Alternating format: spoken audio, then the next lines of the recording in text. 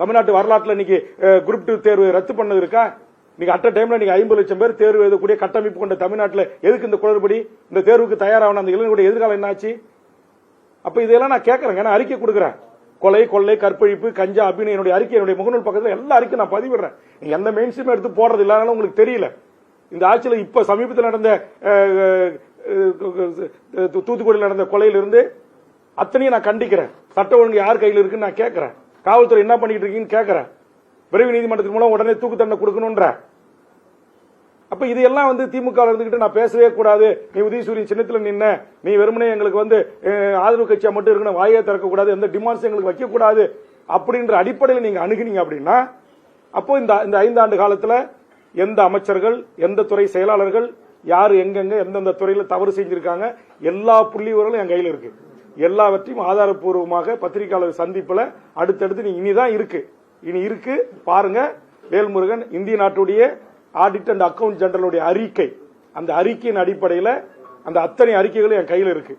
கடந்த கால அதிமுக ஆட்சியும் சரி, இந்த கால திமுக ஆட்சியிலும் சரி, இதுல மக்களுடைய வரிப்பணம் எத்தனை ஆயிரம் கோடி இன்னைக்கு அறப்போர் இயக்கம் வெளியிடுற மாதிரி, இன்னைக்கு பல யூடியூபர்ஸ் கூட துணிஞ்சு சில தவறுகளை சுட்டி காட்டுற மாதிரி என்கிட்ட அதிகாரப்பூர்வமா ஆவணமாவே இருக்கு.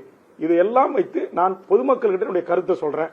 நான் ஒரு ஆளுங்கட்சி கூட்டல இருந்து இன்னைக்கு உங்களுக்கு தெரியும், திமுக எனக்கு கொடுக்கிற ஒரு இடமோ 2 இடமோ அது எனக்கு எம்எல்ஏ சீட் இல்ல, அது எம்எல்ஏ. ஏன்னா நெய்வேலியில நான் 32,000 ஓட்டு சுயேட்சை வச்சிருக்கிறேன். இப்ப விஜய் மருத்துவர் ஐயா தலைமையில் அணி சேர்த்த பிறகு 6 அணி, அங்க ஒட்டுமொத்த ஓட்டே 1,50,000 ஓட்டு தான் போலாகும். ஏன்னா மொத்த ஓட்டே 1,70,000 ஓட்டு தான். அப்ப என்எல்சி இருக்கிற பெரிய ஆபீஸ் தான் ஓட்டு போட வரமாட்டான். 1,50,000 ஓட்டுல 6 அணியா பிரிச்சா ஏற்கனவே நான் வாங்கின 32,000 ஓட்டே போதுமான வெற்றிக்கான ஓட்டு, என்னால வெற்றி பெற முடியும். ஆனா நான் ஓட்டரசியலை கூட ஒதுக்கி வைத்துவிட்டு நான் இந்த 10 அம்ச கோரிக்கை என்பது என் எதிர்கால இளைய தலைமுறைக்கானது. 10.5% கொடுத்தா அது ஒரு வன்னி இருக்கின்ற ஒரு சாதிக்கு மட்டும் கொடுத்ததால திமுகவுக்கு வாக்கு கிடைக்காது அப்படின்னு கருதினால் நான் சொன்னேன் மாண்புமிகு முதலமைச்சர் அவர்களே, அப்ப நீங்க சாதிவாரி கணக்கெடுப்பு நடத்துங்க.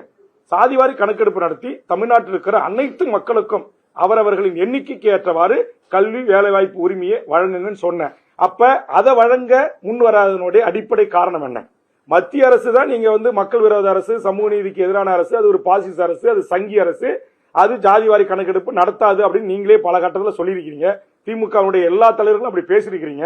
அப்புறம் இப்போ நான் சட்டமன்றத்தில் அப்படி கேள்வி எடுக்க போது இந்த அதிகாரம் ஒன்றிய அரசுக்கு தான் இருக்கு, ஒன்றிய அரசு தான் ஜாதிவாரி கணக்கெடுப்பு நடத்தணும் அப்படின்னு சொல்வதிலிருந்து நீங்கள் தமிழ்நாட்டில் இங்க இருக்கிற விளிம்பு நிலை மக்களுக்கு, ஒடுக்கப்பட்ட, பிற்படுத்தப்பட்ட, தாழ்த்தப்பட்ட, வஞ்சிக்கப்பட்ட மக்களுக்கான அரசியல் அதிகாரத்தையும் வேலைவாய்ப்பு உரிமையும் நீங்கள் தருவதற்கு முன்வர தயங்குகிறீர்கள். அந்த தயக்கத்திற்கு காரணம் உங்களை இயக்குகின்ற உயர்சாதி RSS சித்தாந்தம் கொண்ட அதிகாரிகள் என்று நான் பகிரங்கமாக குற்றம் சாட்டுகிறேன். இன்னைக்கு நான் இந்த கூட்டணி 10 நாளா தலைமை நிர்வாகிகிட்ட மாற்று முடிவு எடுக்கின்ற ஒரே காரணத்திற்காக, ஹைட்ரோ கார்பனுக்காக, மீத்தேனுக்காக, ONGCக்காக நான் ஐயா மணியரசனோடு, மீத்தேன் ஜெயராமனோடு நான் டெல்டா மாவட்டத்தில் போராடின வழக்க ஏற்கனவே சட்டமன்றத்தில் பேசி க்ளோஸ் செய்யப்பட்ட வழக்க தூசி தட்டி எனக்கு 4 அன்னைக்கு சம்மன் கொடுக்குறாங்க. 23ஆம் தேதி நாளைக்கு நான் 3 நீதிமன்றத்தில் ஆஜராகணும் ஒரே நாள்ல. இது திமுக பழி வாங்கணும். திமுக என்கிற ஒரு மாபெரும் அரசியல் இயக்கத்தில் லட்ச தொண்டர்கள் என் மீது அன்போ மாறாத பற்றோ நான் ஏற்றுக்கொண்ட லட்சியத்துக்கு ஆதரவாக இருக்கிறார்கள். திமுகவை தற்போது இயக்குகின்ற உயர்சாதி RSS சித்தாந்தம் உள்ள அதிகாரிகளுடைய பேச்சுக்கு மாண்புமிகு முதலமைச்சரும் தமிழக அரசும் ஈல்டாயிருக்கு, அடிபணிந்திருக்கு.